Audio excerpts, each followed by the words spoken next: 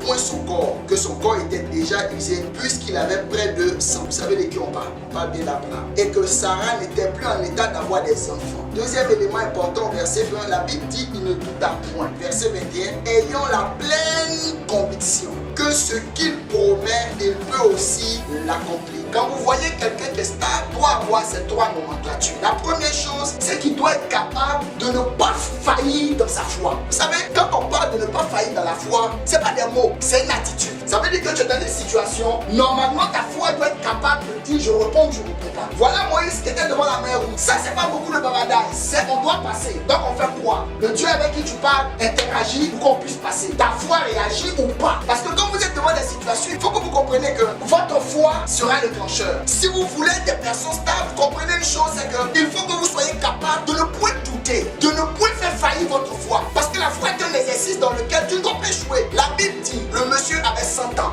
Vous voyez que le corps ne réagit plus à certains niveaux. Et sa femme n'était même pas en état. Mais la Bible dit, il n'avait pas le droit, lui, de dire en lui que je ne crois plus parce que Dieu a dit, mais peut-être Dieu voulait dire que non, Dieu n'a pas un plan B. Vous savez, chaque fois que dans une situation de mort, vous avez un plan B, soyez sûr, le plan A, vous n'allez pas aller jusqu'au bout. On va finir par attraper le plan B parce qu'on se dit qu'on ne peut pas tenir devant l'activité d'un plan A. Mais si vous allez faire un plan B, le plan B va devenir votre plan A et vous serez obligé d'avoir un plan C qui va devenir encore un plan B. Ça veut dire que quand on décide d'être stable et de pouvoir croire aux promesses de Dieu et de vouloir grandir, on n'a pas de plan B. Ça veut dire que c'est réussir ou réussir. On décide d'y aller. Et quand on part, c'est une voie sans issue. On se dit que cette voie-là, quand on la prend, il faut que ça aboutisse. Deuxième chose, la Bible dit qu'il n'a pas douté. Vous voulez des gens stables? Apprenez à ne pas douter. La foi est un mystère. À quel moment croire? À quel moment déclencher la foi? À quel moment laisser la situation elle-même venir sans qu'on ne bouscule notre foi? Souvent, ça tergiverse dans notre esprit. Mais la Bible dit que lui, il n'a pas douté. Troisième chose importante, la Bible dit qu'il était plein de conviction. Une chose est de ne pas douter. Une chose est de faire grandir la conviction. Il faut que vous soyez des gens stables. Il faut que vous soyez, même dans vos entreprises, des gens stables.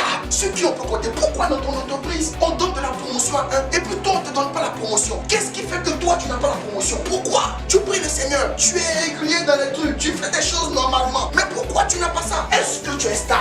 La Bible dit, il n'a pas failli dans la foi, il n'a pas douté et c'était quelqu'un qui était plein de conviction. Alléluia. Je vais vous donner quelques caractéristiques de personnes instables pour que vous puissiez voir jusqu'à quel point, quand quelqu'un est stable, comment c'est important. Première caractéristique, une personne stable est une personne qui est inconstante dans sa foi. C'est une personne qui est incapable de rester longtemps dans une responsabilité. Et peu importe la responsabilité que tu as, si déjà la responsabilité que tu as, c'est de pouvoir nettoyer les vitres de ta maison et que tu n'arrives pas à tenir cet engagement de nettoyer les vitres de ta maison, dis-toi que tu commences à avoir des graines d'instabilité. Et quand tu as des graines d'instabilité, ces graines peuvent pousser. Deuxième caractéristique très importante, une personne stable est une personne qui ne cherche jamais à créer des racines et prendre ta partie. Que ça soit aujourd'hui, vous voyez que même dans les entreprises, les gens ils font 2 jours ici, ils laissent, ils font 3 jours ici, ils laissent, ils font 4 jours ici, ils laissent, ils font 2 jours ici. Mais vous voyez qu'une plante, prenez une tomate, vous la plantez, puis après vous venez vous déraciner, vous dites que non, ici c'est pas bien ici, vous plantez ça là, après vous enlevez. À votre avis, qu'est-ce qui va se passer? Est-ce que la tomate là va produire? Elle ne pourra pas produire, pourquoi? Parce qu'elle n'a pas eu le temps de faire quoi? De former les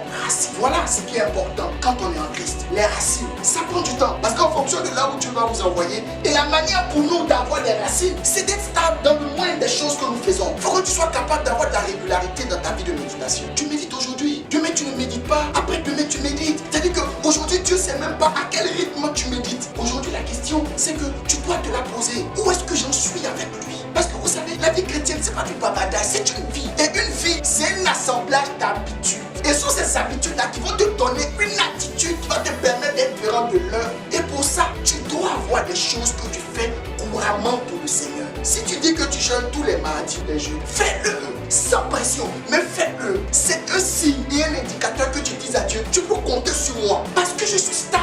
Une personne est stable, troisième caractéristique, est attirée par tout ce qui est superficiel et rejette tout ce qui est profond. Les gens instables n'aiment pas la profondeur, mais aiment les choses superficielles. Et dans quelques niveaux de ta vie, si tu aimes des choses superficielles, change. Décide d'aimer les choses profondes. Prends du temps, étudie la parole de Dieu, étudie les promesses. Aujourd'hui, il faut que tu sois capable de pouvoir faire une mise à jour des promesses de Dieu pour toi. Où est-ce que vous en êtes? Est-ce que tu es sur la bonne voie relativement à ce que Dieu t'a dit? Parce que Dieu t'a dit des choses. Quand tu es venu au monde là, tu es venu pour quelque chose de précis. précis. Si tu ne sais pas, pendant que Dieu demande que tu sois en train de travailler sur les cheveux, toi tu fais quoi? Tu travailles sur le corps. Pendant que Dieu dit que toi ta mission c'est d'être dans tel endroit, oh non, toi non, tu es au sud. Et quand l'heure du bilan viendra, tu vas dire mais Seigneur, j'ai fait ça, j'ai fait ça, j'ai fait ça. Il va te dire oui, c'est vrai, j'ai vu, mais je te connais pas parce que je t'attendais au nord. Bien-aimé, c'est plus profond que ça.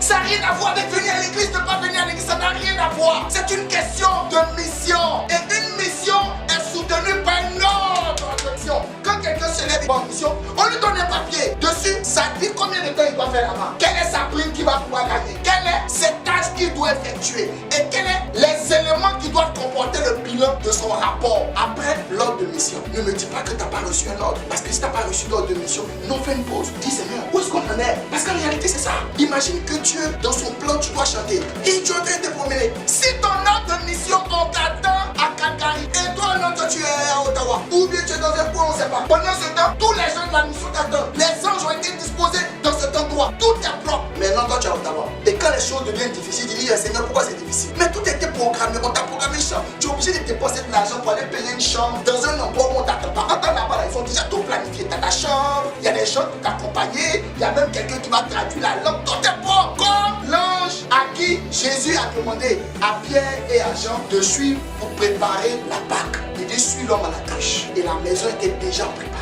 Vous savez, quand tu prends le soin de parler à quelqu'un de là, c'est que tu prends le soin de tout préparer. Tu n'es pas désordonné. Tu es ordonné. C'est un Dieu de planification. Quand Dieu pose son regard sur toi, c'est qu'il a déjà vu la fin. Et il te met maintenant dans le processus. Ça fait que même quand tu pleures, tu cries, il dit non, keep quiet. Il ne faut même pas te fatiguer. Tes pleurs ne vont rien changer. Parce qu'il faut que tu arrives au bout. Parce que c'est à partir de là, quand tu vas arriver, que ça va déclencher les autres choses. Quatrième point, une personne instable est une personne, et on peut le voir dans Jean chapitre 4, du verset 1 au verset 6, est une personne irrésolue.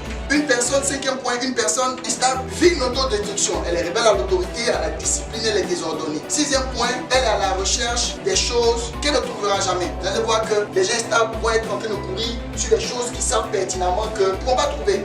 La stabilité, très important ce caractère. Amen.